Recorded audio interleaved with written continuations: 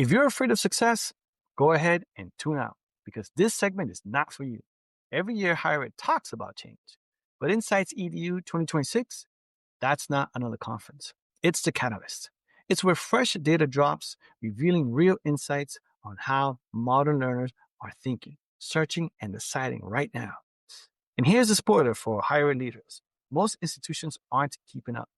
3 days on the beach, February 17th to the 19th, 2026, in Fort Lauderdale. Over 65 powerhouse speakers, 40 sessions, zero fluff. We're talking unfiltered strategy, AI integrations, and forward thinking built for the leaders who want to disrupt before they're disrupted. So here's the question. Are you ready to lead transformation or be overtaken by it? Reserve your spot now at insightsedu.com. Early bird pricing ends December 15th. Support the EdUp experience for just $5.99 a month and lock in that rate for life. You'll get ad-free early access to episodes. But hurry, price goes up after December 31st, 2025. Visit edupexperience.com. That's EDUP experience.com and click support the show. Welcome back, everybody. It's your time to Ed Up on the EdUp Experience podcast, where we make education your business. This is Elvin Freitas, co-founder of the EdUp Experience. Today, I have a super cool guest, and I'm one-on-one, which is rare, extremely rare. Out of the 1,100 plus episodes we've done so far in almost 6 years, I've only done like a handful of one-on-one interviews. So this guest is very special. It's because he was on way back, July 5th of 2020. He was episode number 31, and he was our the third president. Now we've had over 400 college presidents on our podcast, and he's come back also to co-host. Back in July 12, 2023, he was a co-host, and now he's back, ladies and gentlemen, and he is Dr. Michael Horowitz, and he's the Chancellor of the Community Solution Education System and the new podcaster, the host of a new podcast show called Radical Cooperation. Michael, welcome back. How you doing? So great to be with you, Alvin. It looks like my pace is every 2-3 years coming on, Yeah. and I'm excited to be back here. I still think about those 2 previous episodes. Been real fun to work with you guys. Absolutely. And it's been amazing to see you develop. And speaking of development, talk about the Community Solution Education System. Tell us all about it. Yeah. We are still quite distinct in American higher education. As far as I can see, we're the only fully integrated private nonprofit system of colleges and universities. Since the last time I was on as the co-host, because these things don't develop quickly, we have our 6th university. So today we're a 6-university system.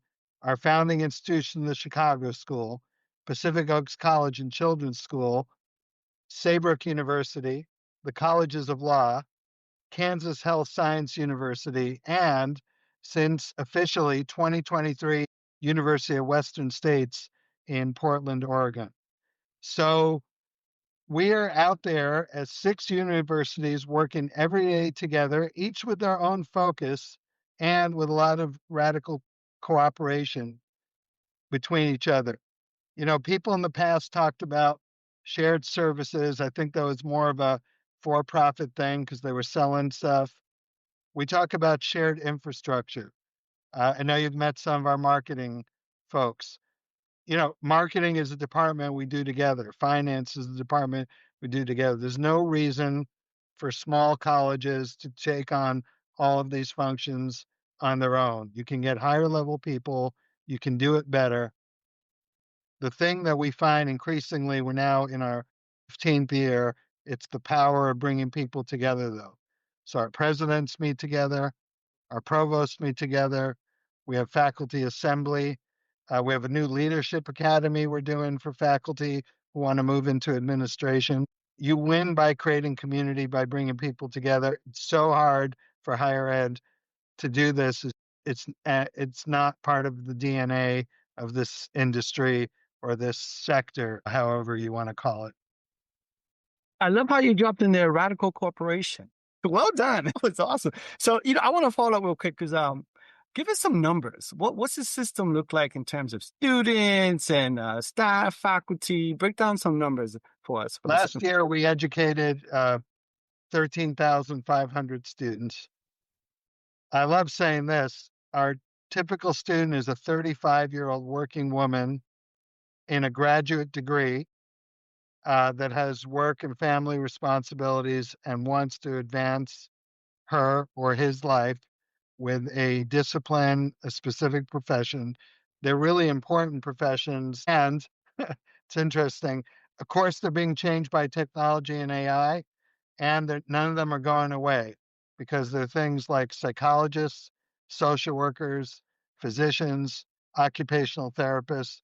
So we're really focused on programs that can contribute to communities and create a meaningful professional and work life for the students. So we have no dorms, no residence halls. Almost all our physical locations are in great cities where the city provides what we need. You know, one of our youngest institutions in Wichita, Kansas, which is a great city. And you know what? The students don't have any problem finding places to live or where to eat, put our resources on the education. And we do have a growing undergrad group. It's less than 1,000 students, but our focus there is the student that wants to advance to a profession, doesn't want to need or live on a college campus. And, you know, there's still so much thought that it's the 18 to 22-year-old living on campus. Half of undergrads in the United States are commuter students who work. So that's a big opportunity and need in the United States. Yeah, absolutely. Thanks for laying down that Maybe foundation. I would say about 1,000 employees, and that doesn't include our wonderful adjunct faculty. And over 200 work in this system office that is a shared resource. Yeah. But you know what? Our biggest growing degrees are the ones where you can do a lot of it online and some of it in person for the Mm. clinical placement. So, social work offered by Pacific Oaks, you can live anywhere, do your placement where you live, study with the great faculty online. So, we call it hybrid, but that's a particularly strong area. Nice, fantastic. Okay, I appreciate that context. So, but I really want to focus on the podcast. So let's talk about the podcast because you mentioned, radical cooperation, right, between the systems, which is great. So, what's the story of this podcast? Why this podcast? Well, we were talking a little bit before we came on the air. I'm a podcast fanatic. I think this whole development of podcasts is interesting because, on the one hand, we have this idea that attention is a rare commodity. And there is some truth, right? That students and everybody in general, the phone distracted. At the same time, there's a hunger for longer form entertainment education like your podcast, like mine, hopefully, where people want to dig in on something. So we thought this would be a great vehicle. Since you let me plug, I'm also going to be out with a book on the same concept, hopefully in January. So it was time to tell our story because I was asked years ago by WASC, our main accreditor, could you have 100 colleges in our system? I said, well, I don't really know that we want that, but I wish there'd be 100 systems. So I want to tell this story in different formats, including now podcasts, of how you do better by coming together. And of course, I've always admired to some extent the people who break convention. So our next uh, vision for 2030 is titled Breaking Convention for Healthy Communities. So I've had in my early guests some real convention breakers. Paul LeBlanc, who started Southern New Hampshire's online program. Sunny Ramaswamy, who's one of the big kind of change makers in educational accreditation. I had Veranda Montgomery, who has served as vice president of academic affairs at Grinnell College. But interestingly, she's written a book on what humans can learn from plants. Of course, what they can learn from plants. And I'm no plant scientist, but as I understood it, like plants work together. right? The trees in the forest are feeding each other and talking to each other. And so I think that's a message that needs to be out there. We got to try new things as Paul and Sonny focused on. Veranda made a great point in the episode she was on that higher ed rewards has historically been for individuals and departments. So we don't get rewarded for working as a university or as a program together across. So that's part of it. Wanting to get more of that energy out there, seeing podcasts as a great delivery form. And it is exciting, right? Because we're living in this time where traditional media is really morphing and changing. And I still get the Sunday paper in print, and my IT CIO was joking, "Oh, you're that guy." So the good news is like there's this explosion of new media. Yeah, absolutely. One of the things that I really wanted to kind of pick your brain about is I noticed that you went to YouTube. And so I was wondering, talk about that story when you were coming in together, how you wanted to put this together, why you decided to jump in on YouTube. Well, that was funny too, because then I had to pay attention to the physical setup recording. We're talking a little bit of, in fact, we just, after some early glitches, we moved into a dedicated podcast recording room with a branded background. That's a good example of our model. We have a very high level marketing team. So I love marketing, but I don't view myself as the expert. And they said a lot of people are going to YouTube. And so we don't necessarily want to post full podcast episodes. We do post on Spotify, Apple, all the usual stuff, but we want to use YouTube for some of the clips and video. And I think the decision on YouTube was just broader reach. And increasingly in recent years, we're finding video more and more important in outreach to prospective students. Yeah, yeah, no, it's true. You're right. That it was a smart thing to do that. Who is this podcast for? Who do you think you want to have be listening or watching this podcast? I want anyone who wants to be a change maker and wants to be a leader or is a change maker and leader in higher education. Presidents, chancellors, trustees, provosts, department heads, looking for new ideas, looking for ways to do things differently. Through my scurrying around higher ed and looking for interesting people, I found a really interesting writer, Rachel Tour. She publishes a weekly thing through Inside Higher Ed called The Sandbox. You have to subscribe to get that, and it's targeted at presidents and chancellors, and she lets them write off the record.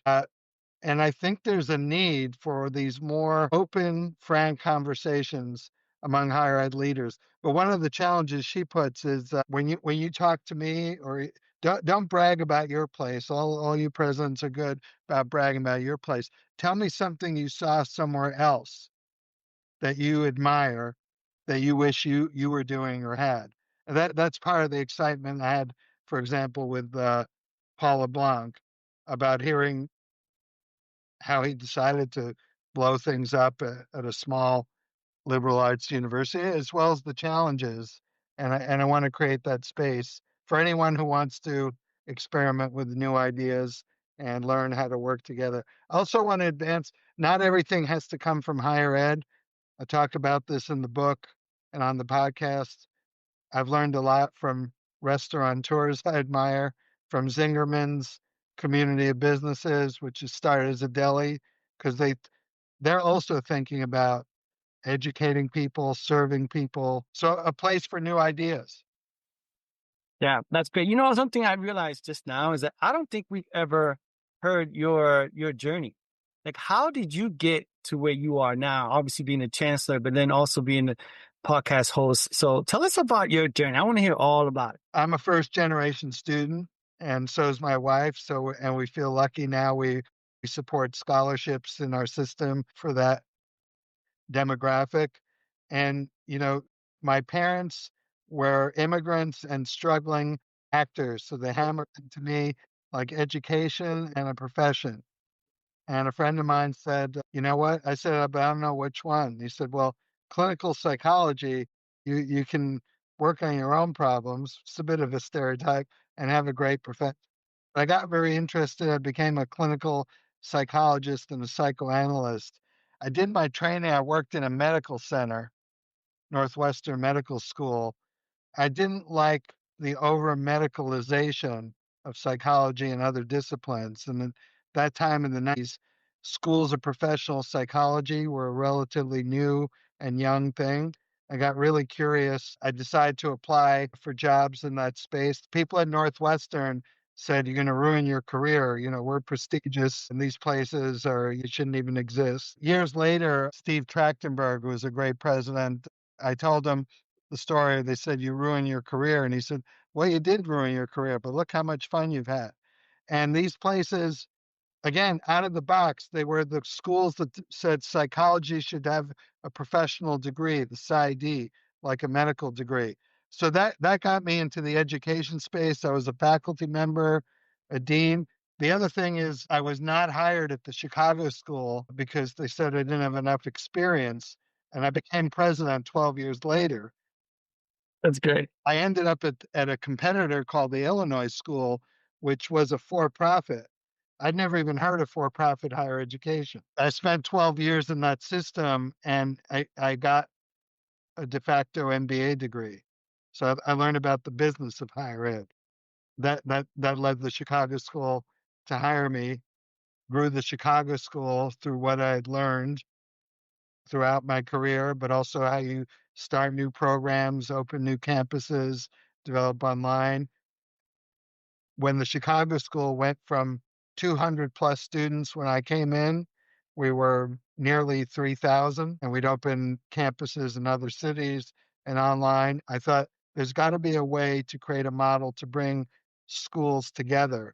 And that was kind of a big risk because we'd put a lot and built the Chicago school to a great place, and we've never looked back. And we're so happy now to have these 5 other universities as part of the 6 university system. That's the short version of my journey.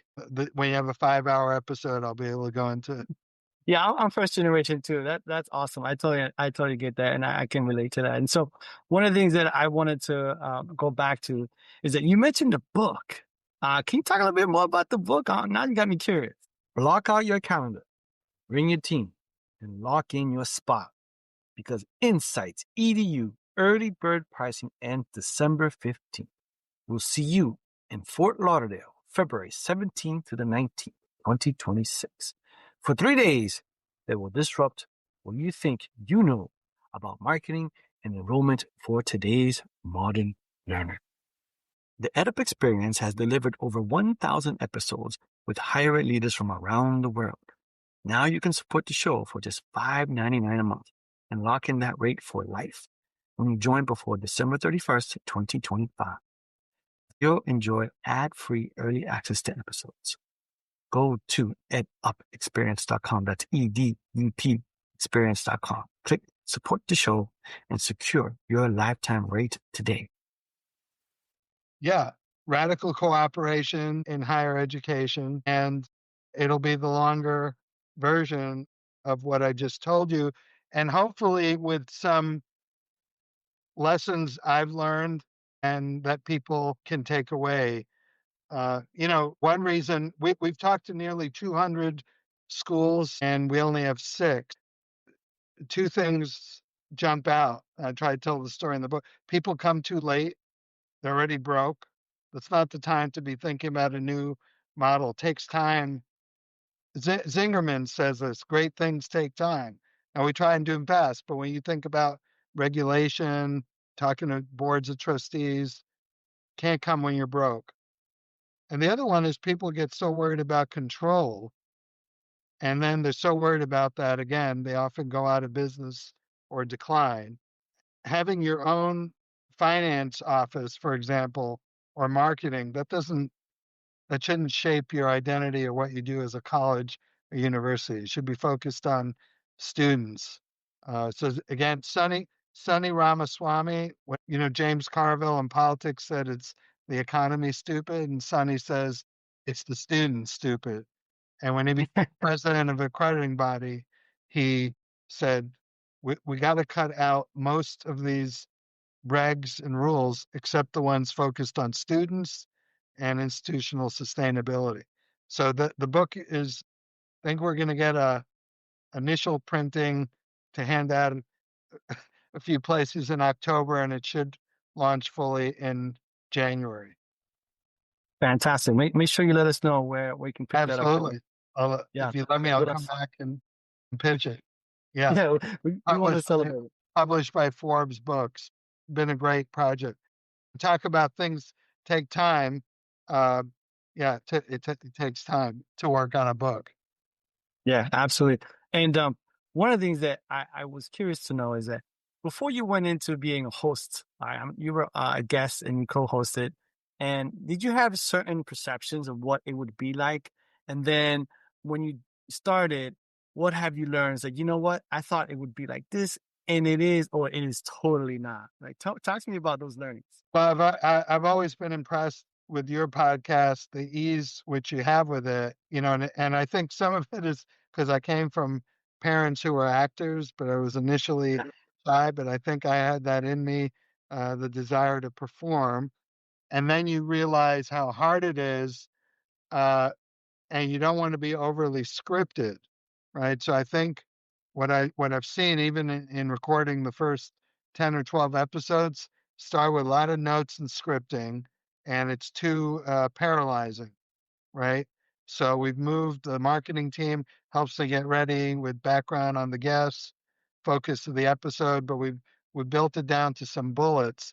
And over time, I'm doing, as I think you're doing today, just try and get a good conversation, and it may go off script, which is Yeah. part of you, right? So, uh, and again, to do, people take it for granted, tune into a podcast.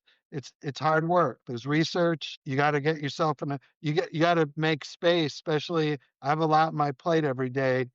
And our team is now recommending that I go to recording 3 or 4 episodes in one day in a block time, because we find with the one episode, there's, somebody's calling, somebody's email.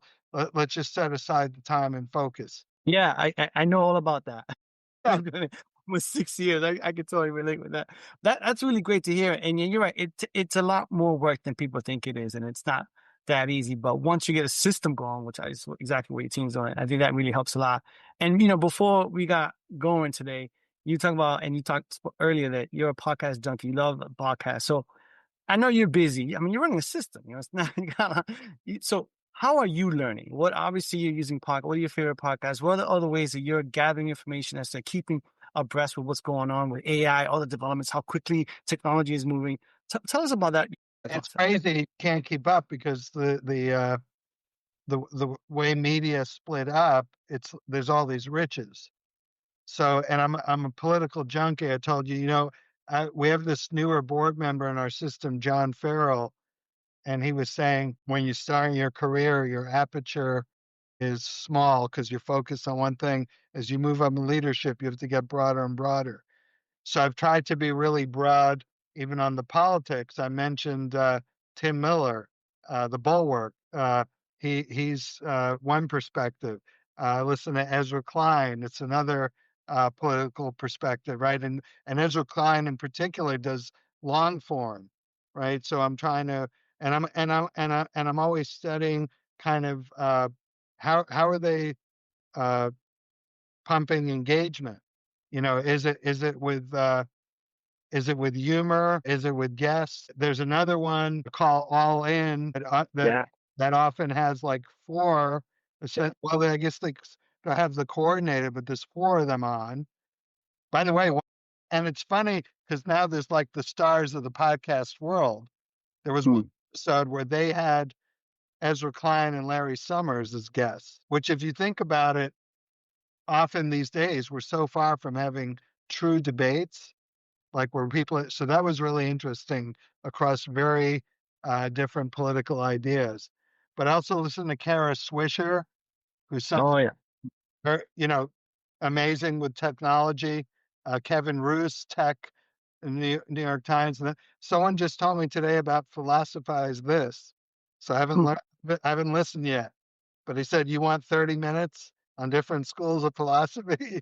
He's your guy. So I like that I'm listening to learn. I'm listening to learn the content. I'm also listening to learn how they're engaging guests and how they're doing the show. And then we have some dialogue with the marketing team because they're also looking at things like engagement and connecting us more. Yeah, it's interesting. I get a lot of like on LinkedIn, hey, how do you start a podcast? And what do I need to do? What do you recommend? And one of the things that I always like to ask is, what is your number one success metric? So for you in the show, what's the definition of success? Alvin, this is success for us. This is how we know we're doing what we want to do and we want to continue going on.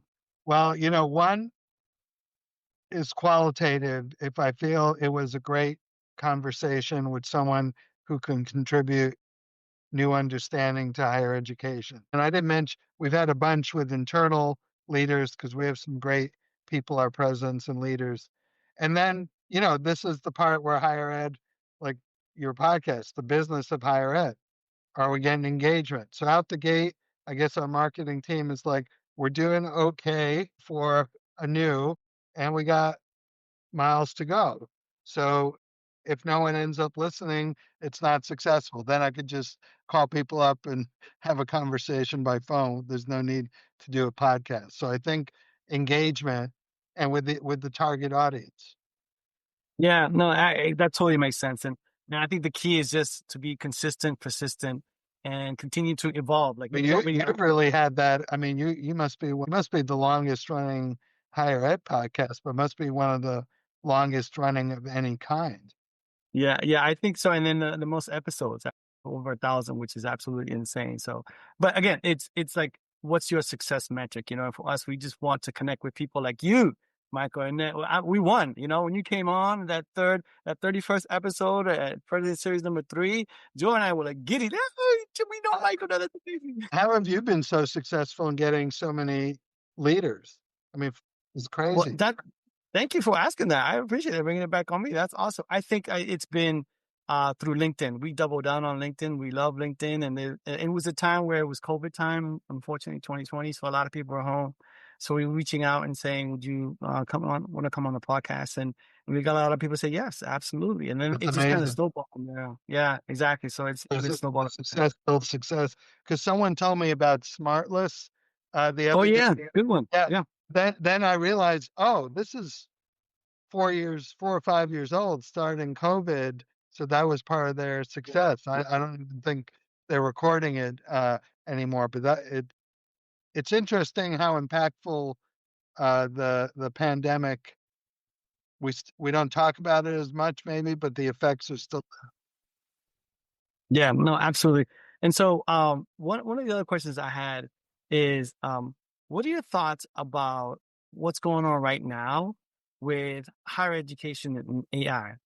I just want to. I know it's not podcast related, but this is so much, and it's so happening so fast. What do you think are some of the challenges in higher ed and then what's working well that we need to be thinking about, talking about with AI? Yeah, so you may have heard this joke. Is AI going to replace lawyers? No, it's going to replace lawyers who don't use AI. Yeah, And so we've taken and it's so interesting you ask, because just today I asked our CIO, where are we with the policy on use he developed with our legal team and has to be vet. So there's that whole thing, like the compliance on it. So much about the internet and technology not understood. People don't get, like, you put your stuff in there, they have it. yeah, So be careful what's going in there. And it makes a lot of mistakes. yeah, That said, it's an incredible tool. We better learn about it. It's changing everything. And so we've taken a high adoption model. We're kind of lucky that we do have medicine, other healthcare fields, because I think the earliest positive results seem to me be heavily in the healthcare field. Now, again, you shouldn't treat Chat GPT like you're a physician. But, they did a study in the last few years at a hospital for diagnosis, and the 3 conditions were ChatGPT alone, doctor plus ChatGPT, and only doctor. Well, ChatGPT alone beat the other 2 groups because the wow, loading in. Mayo Clinic, was predicted AI would be the first thing that decreased the need for radiologists. They went all in. They've increased the number of radiologists. They say we're doing it better and faster, and we can get into more complex stuff because AI is taking a lot of it. So I think that's the approach. It's one of our colleges, Pacific Oaks, focuses on education. They're trying. This is going to impact every level of education, and I'm not even sure myself what it means. Someone asked me to write up a short quote on our scholarships, and I was able to get 3 versions, in about 5 minutes working with ChatGPT. And I thought, and it was like, hey, do you want a Word document or PDF? I'm like, sure. And so Ethan Malik is a professor at University of Pennsylvania. Yeah. He wrote a book on it, and he also acknowledges that he used AI to write part of the book. And unless he's updated his view, he's like treat it as an assistant, but don't let it take full accountability for what you're doing. Make sure there's an iterative process. So it's we're advancing it operationally and educationally, and just trying to create high awareness around its use. Use it as a tool. Yeah, no, I love that. Exactly. I do too. I'm the same way, Michael. It's my idea buddy, right? Creative collaborator. And I'm always talking and asking questions and saying, what do you think about this? And so it's nice to have, it's a nice to have, but It's I'm, yeah. It's interesting. You hear all these stories about people going in dark holes. I just heard I guess it was a podcast about a guy uh, thought he had invented some new mathematical model because Chat GPT and the others are sort of prepped to praise you. So you give it yeah, an idea and it tells you like great idea, and they're not all great ideas. So that whole thing is interesting. The whole thing with mental health, which is part of our fields, yeah. and sure, it's telling suicidal people to ask for help. It's also telling them how to commit suicide. So we got some real gaps to work on there. Yeah, absolutely. This has been such an awesome, wide-ranging conversation, which I love. So I want to get back to the last question. Let's focus on higher education and podcasting. We've asked you before, what do you see as the future of higher ed? So I'd love to add a little bit of twist to that and say, what do you see as the future of higher education and podcasting? Where does podcasting play into that? What do you think is going to happen in the future, Michael? We're surely going to see more, and I hope Mm, that interesting is EdUp and what I aspire to be. I think there's the opportunity again for but we got to break out of the mold of tradition and offer new ideas. So I think we're going to see more and more specialized areas, disciplinary, new ideas, research, technology, the nature of education, how to educate young people. So I think we'll see more. I think it's going to be great. It's going to be more complicated to find the stuff that's really interesting and valuable, but that's the nature of the world we live in now. So I predict more, and we're probably in the earlier stage. We're going to see a wave of a lot of entrants, and we live in a market world, so the market is going to figure out what works and what doesn't.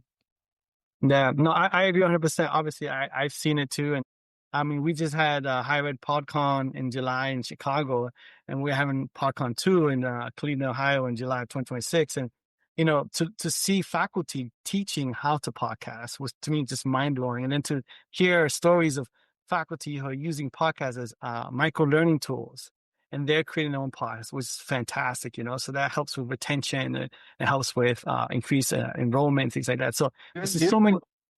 you're spot on because it's about communication, education, ultimately, right?